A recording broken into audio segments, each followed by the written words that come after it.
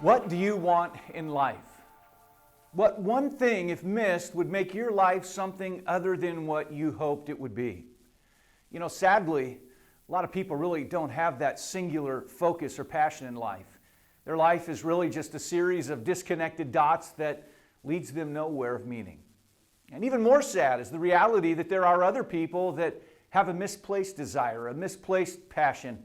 They're living for things ultimately that could never satisfy. In fact, the Bible's filled with people that live for just the lusts and passions of this life, things that may fulfill for a moment, but then leave them to be hungry once again. But you know, thankfully for us, God gave us an incredible example in His Word of someone who got it right. It was a man by the name of David. He was the second king in the history of Israel.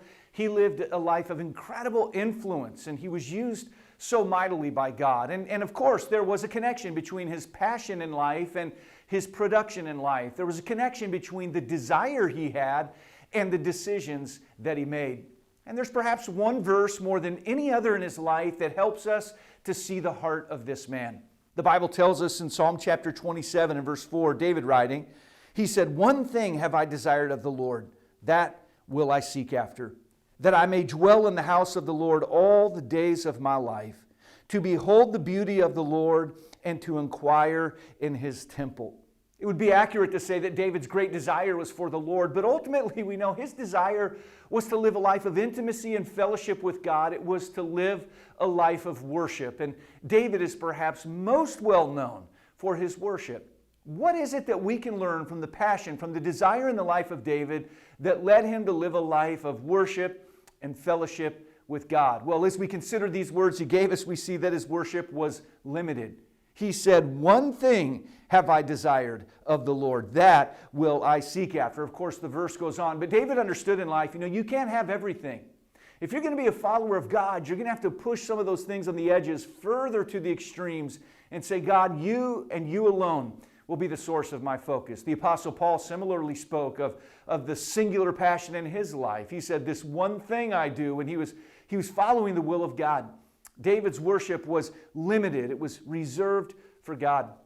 But he also teaches us in this verse that his worship was lifelong. You see, he went on to say that I may dwell in the house of the Lord all the days of my life. Now, David no doubt would have loved the tabernacle, the place of worship that they had in their time. We know that shortly thereafter would have come along the temple, a place of worship.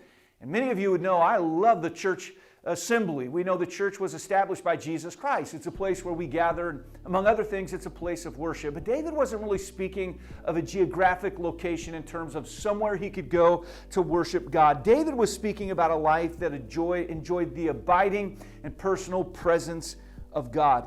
You see, our worship brings us into the presence of God. It literally brings us into the throne room of God. And David really here spoke of a lifelong pursuit of knowing God and ultimately of growing in God. And with very few exceptions, David focused on the Lord for a lifetime. But that leads us to the next words he gave us. And it's there we see that his worship was learning. You see, he never did arrive. There was always room for growth in his life as it pertained to worshiping God. He went on to write these words. He said, "To behold the beauty of the Lord." I love that expression, to behold. To behold. It means to look intently upon. It's the idea of looking at something with the expectation that there is more to be seen. It's coming to understand that the more you behold the Lord, the more you see the nuance, the more you see His power and you see His grace and you see His mercy. Certainly our call in life is to have a life that is focused on the Lord. And as we do that, we're going to see Him more than we ever have before. I think of the writer of Hebrews who very clearly said, "Looking unto Jesus, the author and finisher of our faith." I don't know all there is to know about Jesus, but I know more today than I did yesterday, because as I behold the Lord and I look to the Lord, I'm going to see those things that I might have missed before. That leads to the final thought David leaves with us here, and it's in this we see that his worship was lived. See, the final words in this text say, "and to enquire in His temple." And that word "inquire" lets us know that David had a longing in his life for direction, for instruction from God. He wanted to inquire of the Lord as to what it was that God would have him to do, how God would have him to handle various situations. You see, his worship wasn't some static thing. It was a way of life. He walked with God and was saying along the way, God, I need you in my life. Today we have worship songs, we have worship centers, we have worship conferences and more, and there's a place for all of that. But ultimately we know what worship is. It's a pattern in our lives of seeking that closeness, that intimacy with God, where we give him all the glory that's due him, and in return, as we fellowship with him, God leads us and he guides us. As we began, I asked, what is that one thing you want in life? Let me encourage you now. Let's ask the Lord to help us to develop a desire that is singular in terms of longing for his presence, his abiding presence, that intimacy with him as we worship, so that he can lead us and guide us to exactly where he would have us to go.